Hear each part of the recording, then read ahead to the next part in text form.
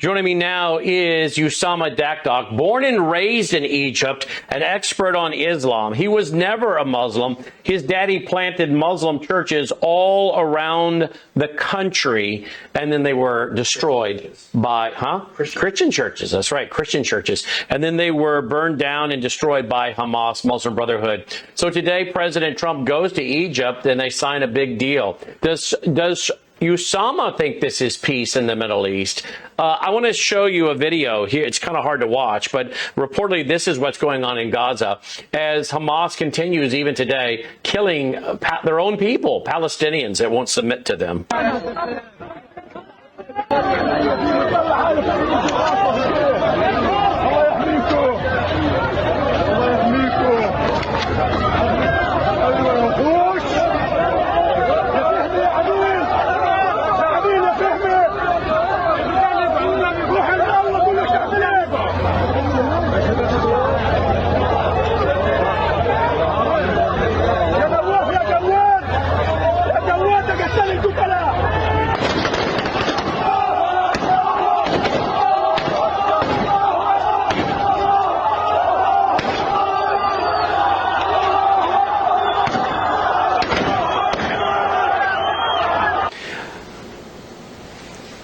Usama, does that look like peace? Do you believe we have a peace deal in the Middle East, even though apparently a lot of the points of the 21-point plan have not been followed through, like Hamas disarming, et cetera, et cetera? What are your thoughts when you watch this coming out of your home country of Egypt tonight?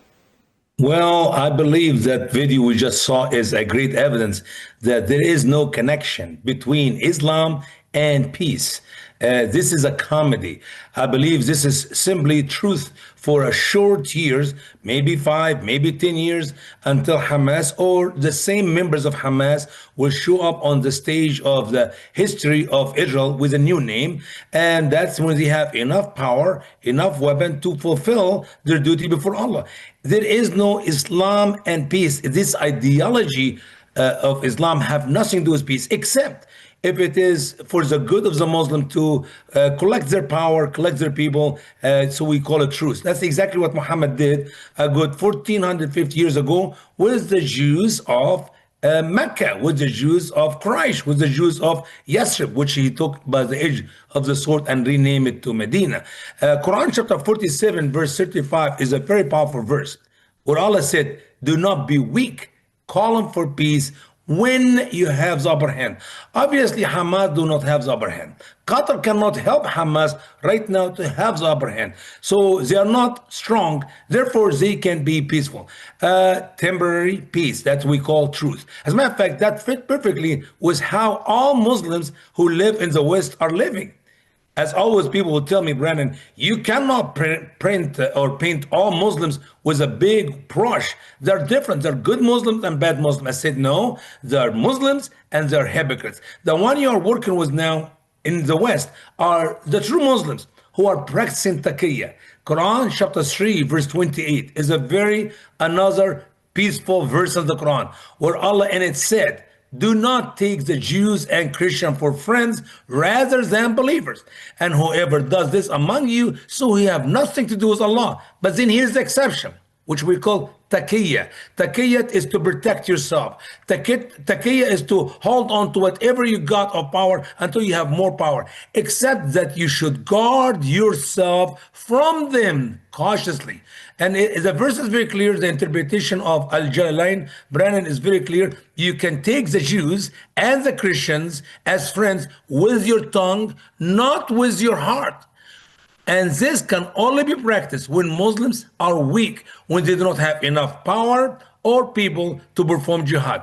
But the final word of Allah, all over the Medini chapters, it is for Muslims to wipe out all the Jews, all the Christians, all the infidels. And if you have a 10-hour show, we can quote all these verses from the Quran. They can only be temporary in peace with the infidels, the Jews and the Christians, if they do not have enough power to wipe them out. So yes, Mr. Trump did a great job to have truth. It's not peace. And I think this is the dumbest thing Israel have ever done. They have the power to continue to do their work and get rid of Hamas, period. Whatever members of Hamas. So let But the me problem, Brennan, recap. as we know, You're and I've saying said that before, you're you saying cannot this is have not peace. no. You're saying this is not peace. It is a truce. It is not peace. It is a chance for them to rearm, build themselves back up, even if they come back with another name. And you said it's one of the dumbest things Israel has ever done. Now, they've just gotten back 20 of their people, which, of course, I'm so happy. I'm happy for those families. I'm happy for those individuals. I said on radio and TV today at 1 o'clock, which, by the way, we had our highest numbers. I've been doing radio and TV a long time. On the digital side, because we can't track what's happening on the terrestrial stations unless we do like an Arbitron ratings, which are very, very expensive. But on the digital side, we can see what's going on with our platform and our streaming numbers across all of our platforms. We hit the highest numbers for radio we have ever hit. That was today. I think this is because people want to understand what's happening. They don't want to be taken. And I do believe that when you have the media, even CNN and many others, praising this and pushing that this was a peace deal, peace in the Middle East. It reminds me of Bible prophecy when the people say, peace, safety, peace and safety. I don't know what's going on here, but I think this is a big PR push for something. As you said, it's a truce, but it's not peace. I don't know what kind of deal is being made here. I know Qatar is getting themselves a military facility in Idaho. I know Islam's marching across America. And I would prefer that President Trump spend his time on our Islamic problem and let Israel handle their own Islamic problem. But I don't think that's going to happen. I think we've been told, I think this administration has decided Islam is not a great threat to America. We have a completely different narrative than we had from President Trump years ago. But I like your points that you say this is about a truce, not peace, chance for them to rebuild, maybe come back under a different name at a different time. But this isn't over. I don't believe so, and I believe, as you said, Brennan, I'm happy for all the people who got their family members back, and I don't think these family members will ever be like where they used to be 2 years ago because they have been destroyed psychologically, physically, mentally. I mean, there's no way you can tell me that they're going to live normal the rest of their life. As for the exchange of the 20 with 2,250, I believe. It is very bad, but I believe it's also a strategic for the Jewish people because, as I always say, as long as you are in the prison of Israel, Israeli cannot kill you. So now they are on the field, and I believe if they will ever carry a gun to do anything against the wishes of Israel, it will be a fair game for the Jewish military, for Israeli to take them out. Otherwise, they will be feeding them for the rest of their life. So I do not know how much good is the deal is, but it's always been like that. Since I was a little kid in Egypt, whenever Israel exchanged prisoners with Hamas, they changed one Israeli soldier or one Israeli citizen with 1,000 or two of the members of Hamas, which is very shameful that we have no value in the Middle East, in the Muslim world. I mean, I would say 1 for 1, as Allah stated in the Quran. No, they have no respect for themselves. Yep, I need 1,000 for your Jewish man or woman, which we have here as hostage. But it's a big mess. It will never be good. I think Israel will regret that in the near future. 10 years from now, Brennan, if I'm still alive and I'll be on your show, we'll be talking about what we said 10 years ago was true. It's a big mistake. Israel should have finished their job, wiping out Hamas. It's a cancer spread in the land of Gaza, and that cancer was about to be removed by the radiation or chemotherapy, and somehow in the middle of the project, they decided, well, let's leave the cancer free, and let's add more of these bad cells which we have in our prison to the land of Gaza. It's a big mess. Only God knows what will come out of it. But once again, I do not believe it's peace simply because in Islam there is no peace. There's temporary peace, cease of fire, cease of fighting until Muslims have the power to go back and learn from their mistakes and do it even better in a higher level.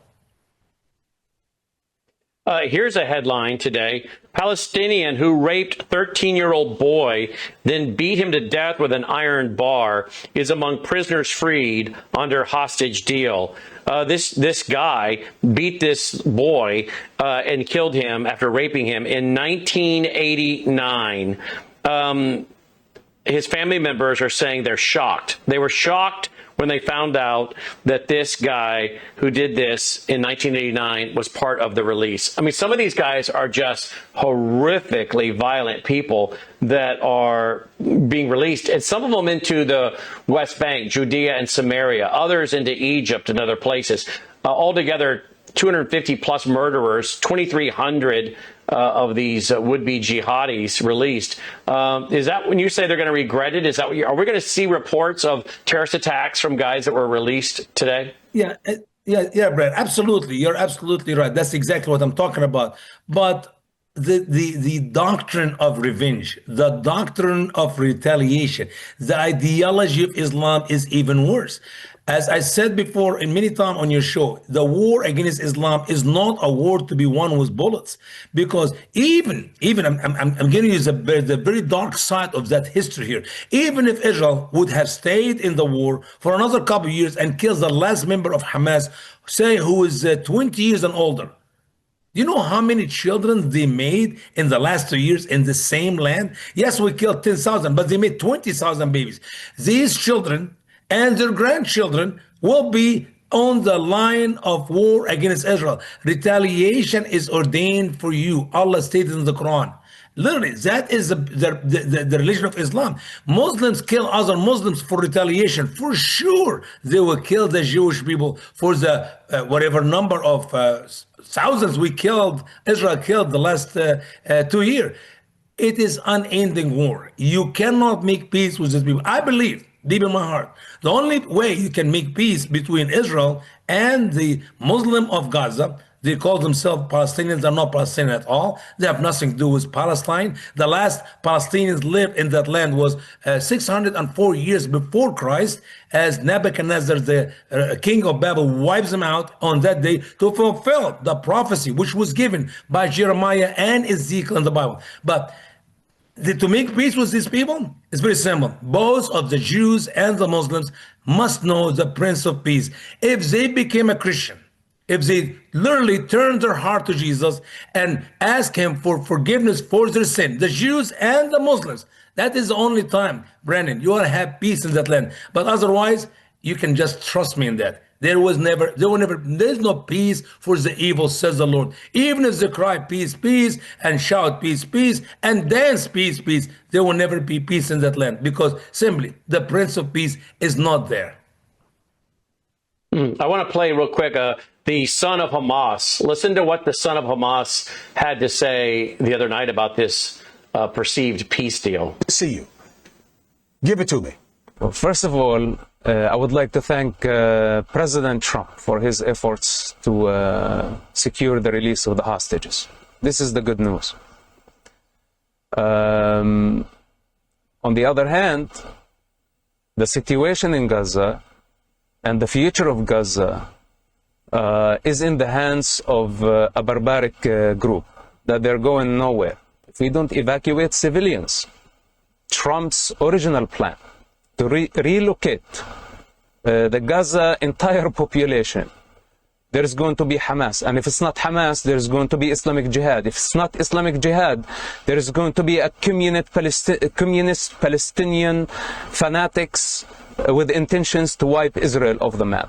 You know, today when they release the hostages, they are not only releasing the hostages, Israel is releasing thousands of mass murderers of the caliber of Yahya Sinwar.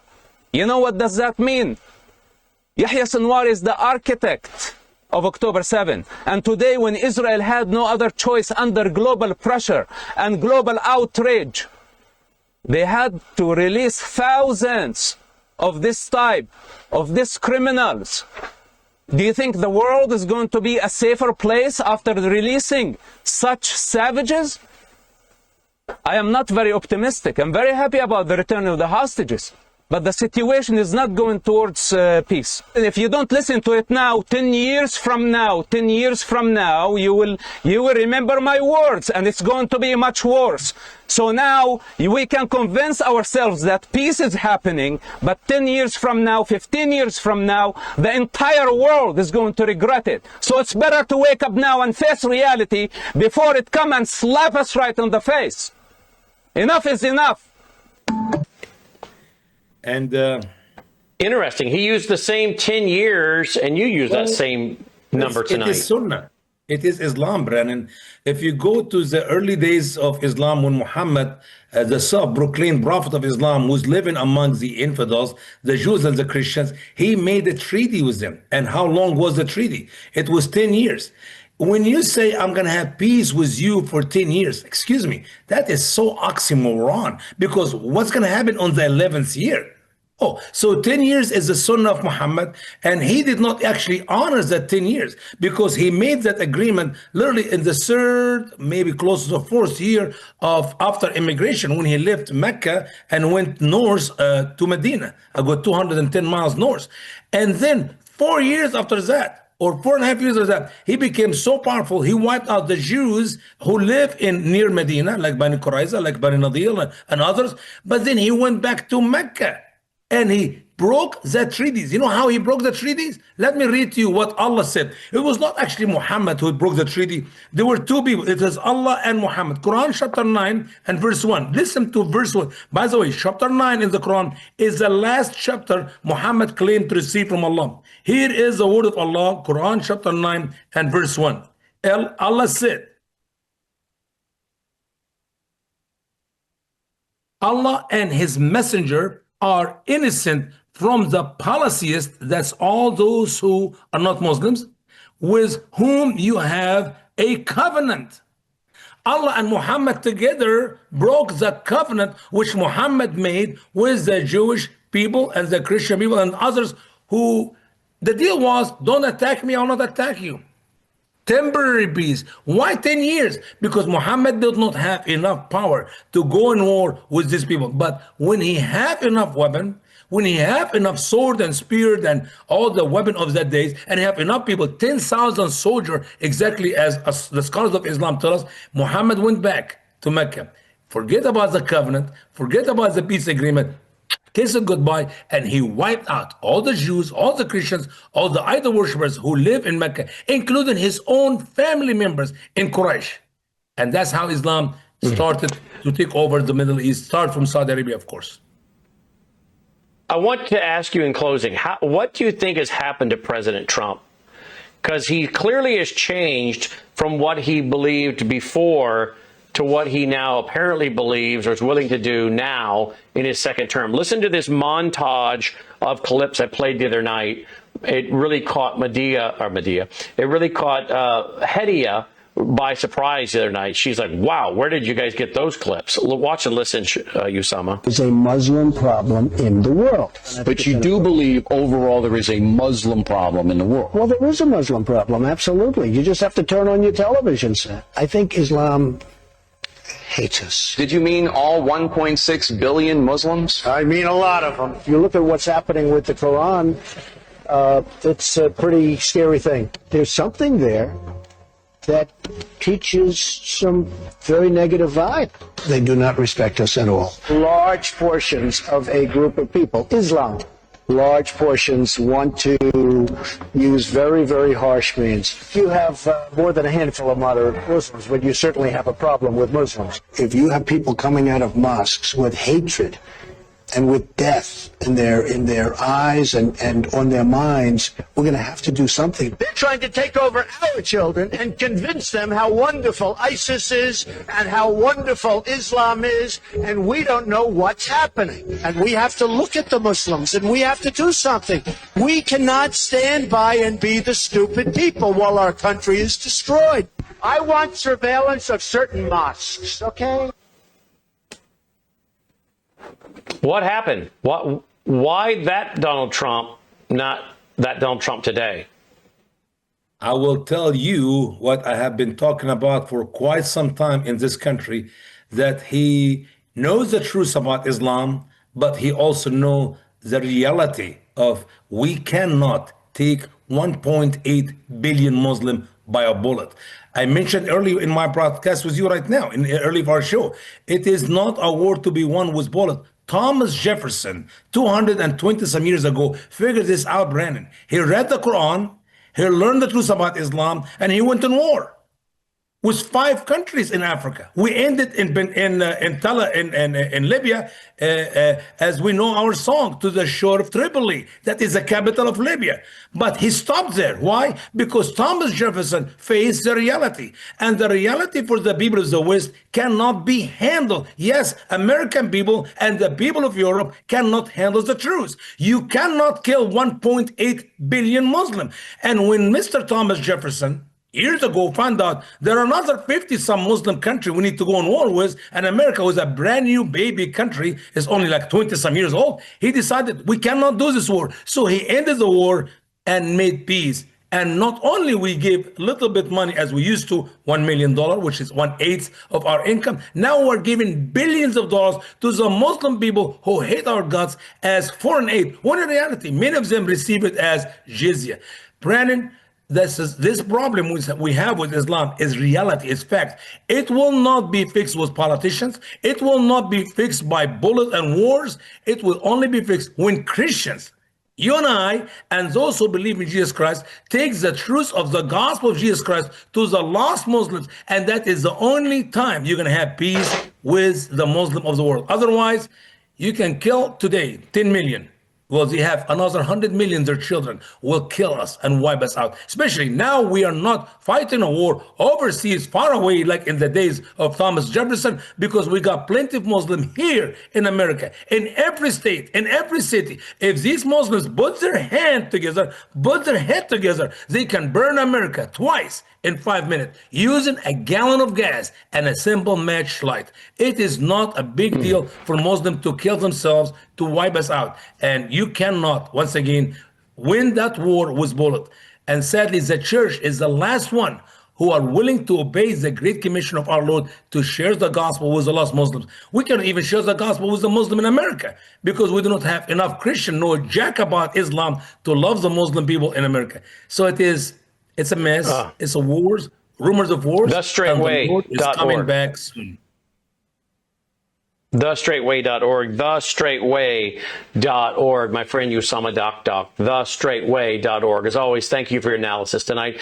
Usama Dakdok, Egyptian, born and raised in Egypt. Usama Dakdok, where the peace deal, as it's called, was signed today. And world leaders praising it as a peace deal. We'll be right back after this break.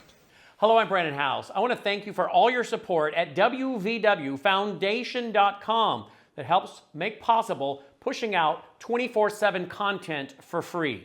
Without your support, we'd have to put it all behind a paywall. But thanks to you and your support through our foundation, we're able to push it out for free as a broadcast service and broadcast ministry of WVW Foundation.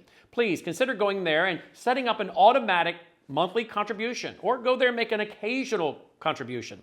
If you prefer to support us through the mail, you'll find our mailing address there at wvwfoundation.com. You can also call and make your contribution over the phone by calling 901-825-0652. That's 901-825-0652. Again, all these details are available at wvwfoundation.com. Thank you for your support as we try to help people around the world understand the times through the lens of a Christian worldview.